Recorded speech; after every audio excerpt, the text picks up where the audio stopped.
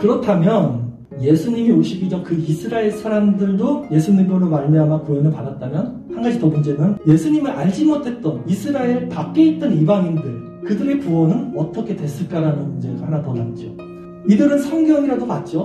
모세의 글도 봤고 그것을 통해서 예수님을 알아서 구원을 받았다고 한다면, 아예 구약 성경도 없고 예수님에 대해서 들어보지도 못한 이방인들, 우리와 같은 사람들, 조선시대 사람들의 구원은 어떻게 되었을까라고 했을 때, 스위스의 유명한 종교개혁자가 있었습니다. 쯔빙글이라고 종교개혁 시대 루터와 함께 활동했던 사람인데, 이분이 예수님 이전 이방인들의 구원에 대해서 어떻게 얘기했냐면, 인간에게 주어진 양심의 법에 의해서 하나님께서 구원을 열어놓았다라고 이제 이분 해석을 했어요.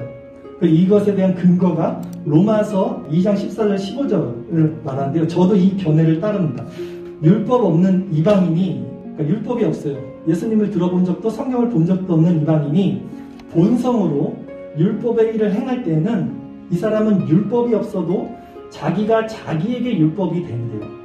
이런 이들은 그 양심이 증거가 되어, 자신의 양심이 증거가 되어 그 생각들이 서로 혹은 고발하여 혹은 변명하여 마음에 새긴 율법의 행위를 나타낸다라고 로마서 2장 14절 15절 말씀이 있습니다.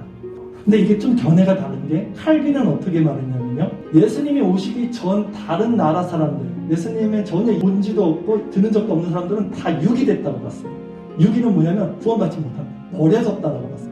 인간편에서 보면 너무나 이게 불합리하잖아요. 좀 불공평하고 너무나 불쌍한 거 아닙니까?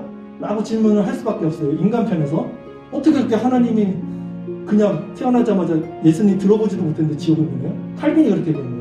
그런데 이걸 또 다르게 한번 해석해서 자세히 한번 이해를 해보면, 인간은 원래 태어나서 아담과 하와 때 이미 다 죽었어요. 아담과 하와 이후로 범죄로 인해서 모든 사람이 죽음에 이르렀다고 그랬어요. 성경은 태어났다고 산 게 아니라 모두가 죽어서 태어나는 거예요. 그런 관점에서 보면 죽어도 마땅한 거예요. 뭐라고 할 말이 없어요. 그 사람 중에 선민인 이스라엘 사람들을 구했다고, 그 구원받지 못한 사람들이 왜 나는 구원받지 못하게 했어요? 라고 말할 수가 없다는 거죠. 그만큼 칼빈은 어떤 하나님의 전적인 주권을 더 강화시켰고, 인간은 하나님이 주시는 대로 주면 감사한 거고 안 줘도 할 말이 없는 이런 존재로, 그 부분은 저도 동의합니다. 그러나 어쨌든 제 견해는 아까 쯔빙글리와 견해 같아요. 양심의 법에 의해서 하나님을 알지 못하는 사람들도 희박하게나마 구원의 문을 열어두지 않았을 것인가. 근데 이 부분에 대해서 많은 신학자들이 이거는 우리가 논할 바가 아니라고 했어요. 그러니까 너무 깊이 들어가지 말라고 했어요. 중요한 거는 그냥 하나님이 구원해 주시기로 작정한 사람들은 구원을 받았을 것이고, 그 구원은 하나님의 전적인 하나님의 권한, 하나님의 주권 안에 있기 때문에 우리의 몫이 아니라는 거죠.